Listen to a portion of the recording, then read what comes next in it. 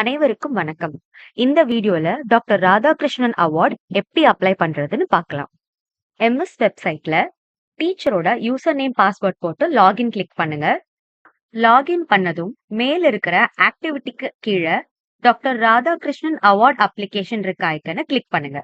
Application open ஆனதும் note கொடுத்திருப்பாங்க. இந்த நோட்ல once section is submitted it cannot be edited or modified. Please review your inputs carefully before submission. Once நம்ம இந்த அப்ளிகேஷனை சப்மிட் பண்ணிட்டோம்னா எடிட் பண்ண முடியாது அப்படிங்கறத இந்த நோட்ல வந்து நமக்கு கொடுத்திருக்காங்க. அதனால இந்த அப்ளிகேஷனை ஃபில் பண்ணும்போது கவனமா ஃபில் பண்ணணும். இதுல முதல் வேலிடேஷனா இதன் முன்னர் தேசிய மாநில அளவில் டாக்டர் ராதாகிருஷ்ணன் அவார்ட் பெற்றுள்ளீரா அப்படின்ட்டு ஒரு கொஸ்டின் இருக்கும். இதுல ஆம் இல்லைன்னு 2 ஆப்ஷன் இருக்கும்.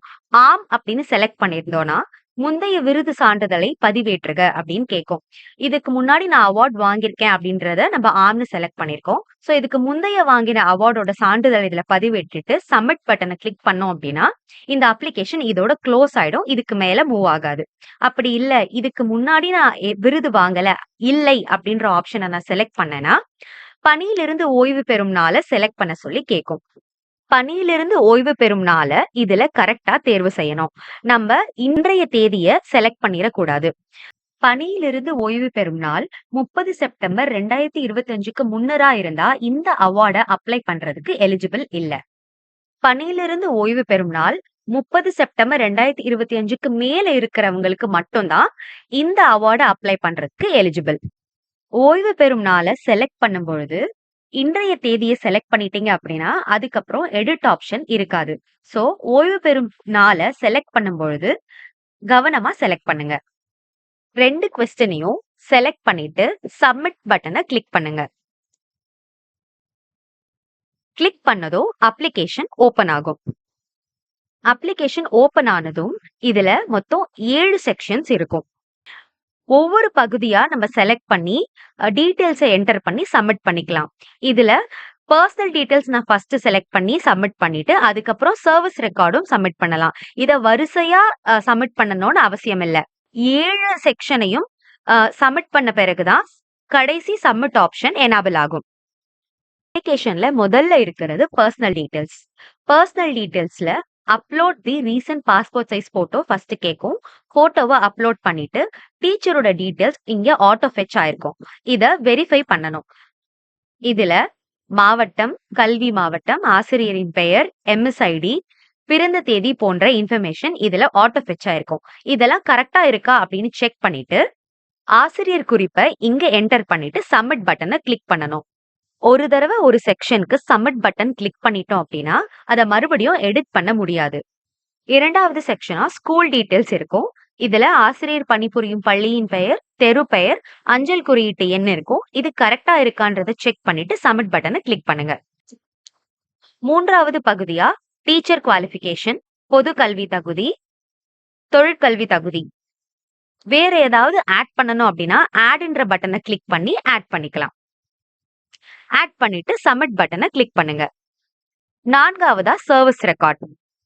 இதுல எல்லா டீடைல்ஸையும் சரிவர கவனமா ஃபில் பண்ணிட்டு சப்மிட் பட்டனை கிளிக் பண்ணுங்க. ஐந்தாவது பகுதியா அப்ஜெக்டிவ் கிரைட்டீரியா. இதுல ஆசிரியரோட பயிற்சி விவரம், அச்சீவ்மெண்ட்ஸ் போன்ற விவரங்கள் கேட்கும். அதை எல்லாத்தையும் ஃபில் பண்ணிட்டு சப்மிட் பட்டனை கிளிக் பண்ணுங்க.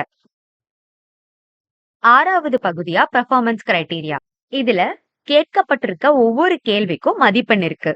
உதாரணமா சுற்றுச்சூழல் மேம்பாடு, பள்ளி வளாக தூய்மை, கழிப்பறை வசதி மேம்பாடு, சுத்திகரிக்கப்பட்ட குடிநீர் வசதி மேம்பாடு. இந்த மாதிரி கேள்விகளுக்கு நம்ம ஃபைல் அப்லோட் பண்ண வேண்டியது இருக்கும். கேள்விகளுக்கு ஏற்ற மாதிரி நம்ம ஃபைலை அப்லோட் பண்ணணும். பெர்ஃபார்மன்ஸ் கிரைட்டீரியா பகுதியில ஒவ்வொரு கேள்விக்கும் ஏற்றவாறு நம்ம ஃபைலை அப்லோட் பண்ணிட்டு சப்மிட் பட்டனை கிளிக் பண்ணிக்கலாம். கடைசியா சப்போர்ட்டிங் டாக்குமெண்ட்ஸ். இதுல குற்றவியல் வழக்கு ஏதும் இல்லை அப்படின்ற கேள்விக்கு ஆம் இல்ல இல்லைன்னு நம்ம செலக்ட் பண்ணுவோம். இதுல ஆம்னு செலக்ட் பண்ணோம் அப்படின்னா அதன் விவரம், இல்லைன்னு செலக்ட் பண்ணாலும் அதன் விவரம் கேட்கும். இதுல ஆம்னு செலக்ட் பண்ணாலும் அதுக்கான ஃபைலை வந்து நம்ம அப்லோட் பண்ண வேண்டியது இருக்கும். இல்லைன்னு செலக்ட் பண்ணாலும் அப்லோட் பண்ண வேண்டியது இருக்கும். ஆம்னு செலக்ட் பண்ணோம்னா ஆம் எனில் அதன் விவரம், குற்றவியல் வழக்கு இருக்கு அப்படின்னா, இருக்கு அப்படிங்கிறதுக்கான விவரமும், இல்லை அப்படின்னா குற்றவியல் வழக்கு ஏதும் இல்லைன்றதுக்கான விவரம் சம்பந்தப்பட்ட ஃபைல இங்க அப்லோட் பண்ணணும்.